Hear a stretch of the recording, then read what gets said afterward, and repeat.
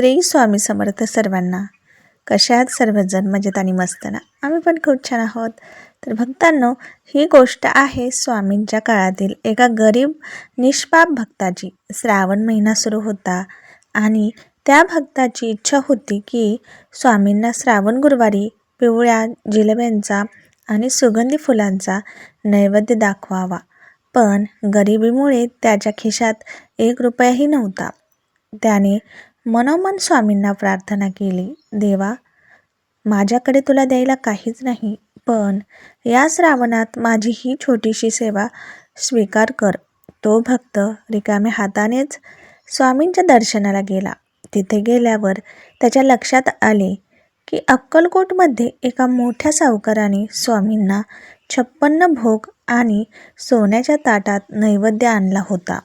त्या गरीब भक्ताला स्वतःची लाज वाटली आणि तो लांब कोपऱ्यात जाऊन रडू लागला. स्वामींनी त्या सावकाराचा तो भव्य नैवेद्य बाजूला सारला आणि थेट त्या गरीब भक्ताकडे गेले.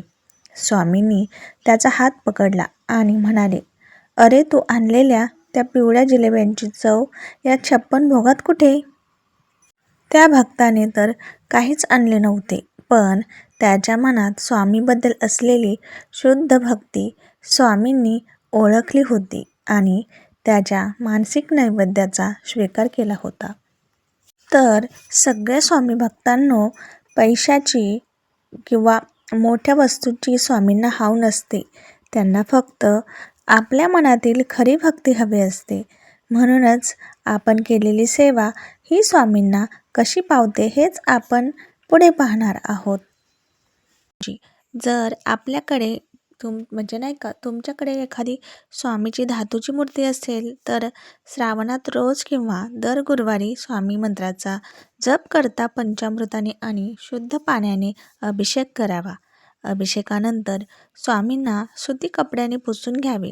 त्यांना सुवासिक अत्तर लावावे, विशेषतः चंदन लावावे आणि पिवळे भगवे वस्त्र अर्पण करावे.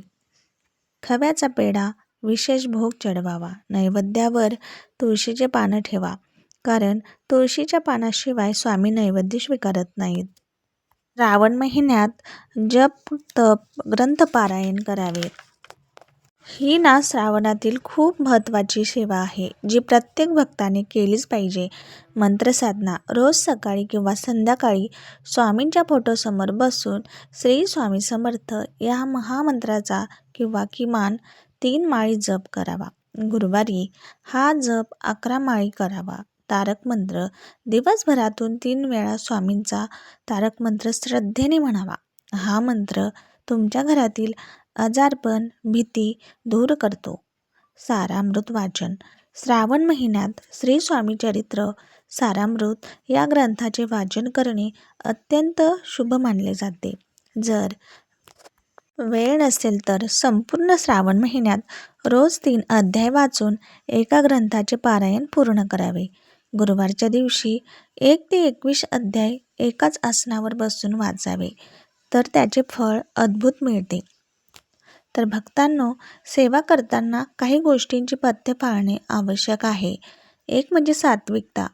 श्रावण महिन्यात घरात पूर्णपणे शाकाहारी आणि सात्विक वातावरण असावे. घरात वादविवाद किंवा कटकटी करू नका. दुसरं म्हणजे अन्नदान. स्वामींना अन्नदान खूप जास्त आवडते, त्यामुळे श्रावणात तुमच्या दारी आलेल्या कोणाही गरजू व्यक्तीला किंवा कुत्र्याला किंवा गाईला उपाशी पाठवू नका. त्यांना अन्नपाणी नक्की द्या. मठ दर्शन. संपूर्ण श्रावणात किंवा किमान प्रत्येक गुरुवारी जवळच्या स्वामी मठात जाऊन दर्शन घ्यावे आणि शक्य असल्यास तिथल्या सेवेत सहभाग घ्यावा. तर भक्तांनो, ही अशी अत्यंत सोपी आणि सुंदर आणि प्रभावी स्वामी सेवा या श्रावण महिन्यात नक्की करा. स्वामी महाराज तुमच्या सर्व मनोकामना नक्कीच पूर्ण करतील.